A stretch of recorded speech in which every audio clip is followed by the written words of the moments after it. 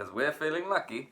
Hello and welcome to another Bolts Analysis 2020. I am your host, Chris, as we look at the Tampa Bay Lightning and indeed the rest of the NHL and try and work out what's going on and why it's going on. Last night was a Bolts win for the Tampa Bay Lightning at home, 4-2 against the Vegas Golden Knights.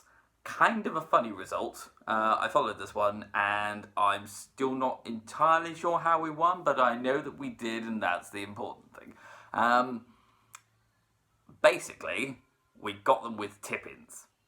And depending on your knowledge of hockey, you may not know what a tip-in is. Essentially, it's a deflection. Someone takes a shot, you get in front of the shot, and you use your stick to effectively tip it in, because it changes the angles, changes the direction it's going. The goalie doesn't have a chance to react. He's not going to be able to move in time.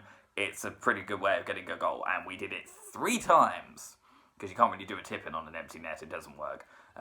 There's no point to it. Point did it, Johnson did it, Stamkos did it, and Cologne got the empty netter. So I think Marc-Andre Fleury was kind of losing his mind in the Vegas net, especially after Stamkos' one. It was a weird one, because it was just one of those where you think, well, it's happened to you twice at Vegas, don't let it's happened again. And they just left him on his own. It's just, first of all, he's right in front of the net, and all you need to do is just go, boink, and that's it. And Vegas just, didn't seem to have an answer to that, despite the fact that, other than that, Vegas were very good and gave us problems. Problems that we may not have dealt with if Vasi hadn't been on his game. Very good, strong game by Vasilevsky. Stopped an awful lot of shots. Couldn't do much about either of the Vegas goals. The first one was just a very good rush by them that caused absolute chaos in our defence, and we didn't deal with it. And the second one, Vegas actually took a leaf out of our book and did a tip-in. And it got them level late on in the third. Late in the game, not late on in the third, early in the third. We found a way to win, and I think the encouraging thing from that game was, even though it wasn't our best game, we still won. We keep the winning streak going, and we're above 70 points. So, other than that, where does that leave us? We are now 7 points clear of Florida, because Florida also played last night, but they weren't quite as lucky.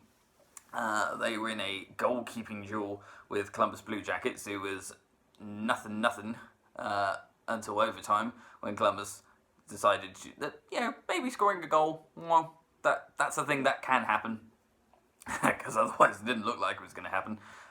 Werenski got them the win, 1-0.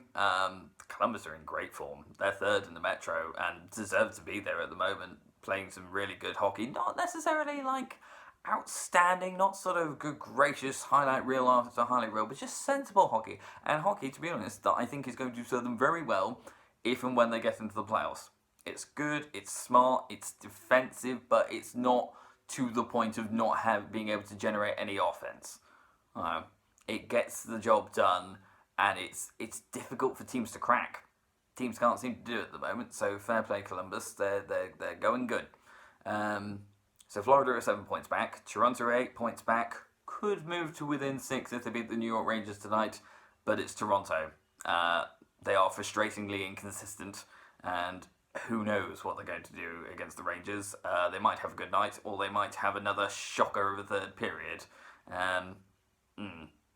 So you'll forgive me if I don't make a prediction for that one, especially as the New York Rangers are also quite inconsistent, if not even more so.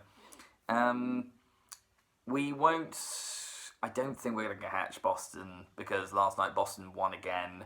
They're back on the horse. They beat the Vancouver Canucks 4-0, and the Canucks have been very solid this year. So, if Boston are able to shut teams out like the Canucks, I don't think we're going to catch them. I don't think Boston are going to have a dip in form, not at the moment anyway.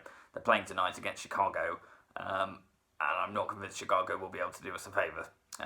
If Chicago are letting in 3 goals against Minnesota, what makes you think that they're going to be able to keep Boston out? I don't see it. Maybe outscore them. Maybe, but even then, it's a dangerous game to be playing against Boston. I personally wouldn't recommend it. I think that's it for this video. Feeling pretty good to be a Tampa fan at the moment. I feel like we've learned the lessons of last year, where we were really good in the regular season, then it all came to nothing in the playoffs. This year, I feel like we're smarter. We're playing smarter hockey. As long as we keep doing that and tighten up a little bit, because this was kind of a sloppy game defensively. We got away with it a bit, and we will need to be sharper against the Penguins on Thursday night. But yeah, sort that out, and we'll be fine. We'll have a good playoff series, probably against Florida, maybe against Toronto. We'll see how it happens. But until then, remember, tip it.